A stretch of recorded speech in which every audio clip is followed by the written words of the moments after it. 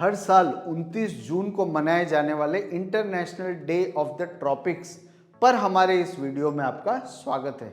इस यात्रा में हम कटिबंधों यानी कि ट्रॉपिक्स के रहस्यों को उजागर करेंगे और उनके भौगोलिक, जैविक, जनसांख्यिकीय यानी डेमोग्राफिक और आर्थिक महत्व को समझेंगे।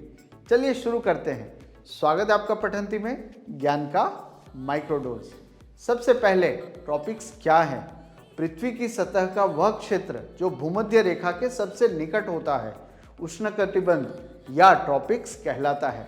दो काल्पनिक रेखाएं जो इस क्षेत्र को दर्शाती हैं वह है कर्क रेखा उत्तर में, इसका अक्षांश या भूमध्य रेखा से दूरी 23 डिग्री 27 मिनट उत्तर है। मकर रेखा दक्षिण में, इसका अक्षांश 23 डिग्री 27 मिनट दक्षिण है। यह विशाल क्षेत्र अपनी अनूठी जलवायु, जैव विविधता और जीवंत संस्कृतियों के लिए जाना जाता है।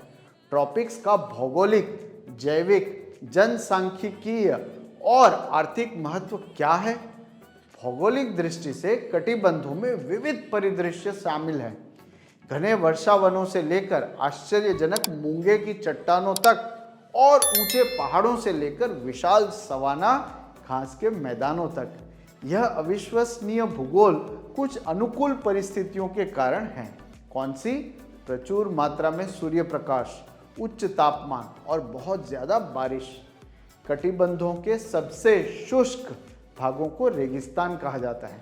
पृथ्वी के दो बड़े रेगिस्तान सहारा और कालाहारी कटिबंधों के किनारों पर स्थित हैं। ट्रॉपिक्स के जैविक महत्व को नजरअंदाज नहीं किया जा सकता। यह क्षेत्र वृक्षों और जानवरों की लाखों प्रजातियों का घर है, जिससे यह जैव विविधता के लिए एक वैश्विक आकर्षण का केंद्र बन जाता है।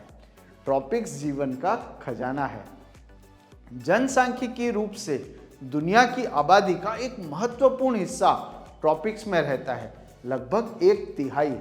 इस क्षेत्र में संस्कृति, भाषाएं और परंपराएं फलती फूलती हैं। आर्थिक रूप से ट्रॉपिक्स वैश्विक स्तर पर एक महत्वपूर्ण भूमिका निभाते हैं। यह क्षेत्र मूल्यवान संसाधन प्रदान करता है, जैसे कि लकड़ी, खनिज और कृषि उत्पाद, जिनसे अंतर्राष्ट्रीय व्यापार और विकास चलता है। इसके अलावा इको टूरिज्म एक महत्वपूर्ण उद्योग के रूप में उभरा है, जो पर्यटकों को स्थानीय अर्थव्यवस्थाओं में योगदान करने का अवसर देते हुए ट्रॉपिक्स की सुंदरता का अनुभव करवाता है। लेकिन ट्रॉपिक्स के लिए अंतर्राष्ट्रीय दिवस कब और क्यों बना? 2016 में संयुक्त राष्ट्र द्वारा स्थापित इस वार्षिक आयोजन का उद्देश्य उष्णकटिबंधीय क्षेत्र जिन चुनौतियों और अवसरों का सामना कर रहा है उनके बारे में जागरूकता बढ़ाना है। यह सस्टेनेबल डेवलपमेंट, संरक्षण और उष्णकटिबंधीय देशों के बीच सहयोग का प्रचार करने के लिए एक मंच के रूप में भी कार्य करता है। कर्क रेखा भारत के 8 राज्यों से होकर गुजरती है। पश्चिम से पूर्व की ओर गुजरात, राजस्थान, मध्य प्रदेश, छत्तीसगढ़, झारखंड, पश्चिम बंगाल, त्रिपुरा और मिजोरम।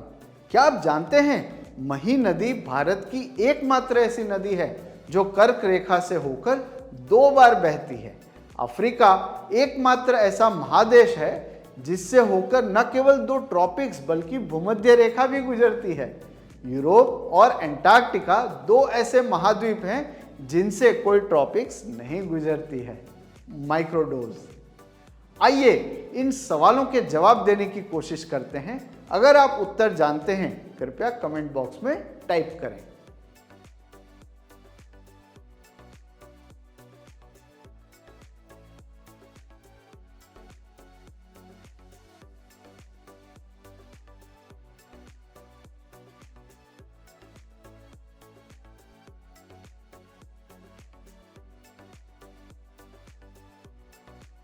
क्या आप विश्व महासागर दिवस के बारे में जानते हैं? यहाँ देखिए।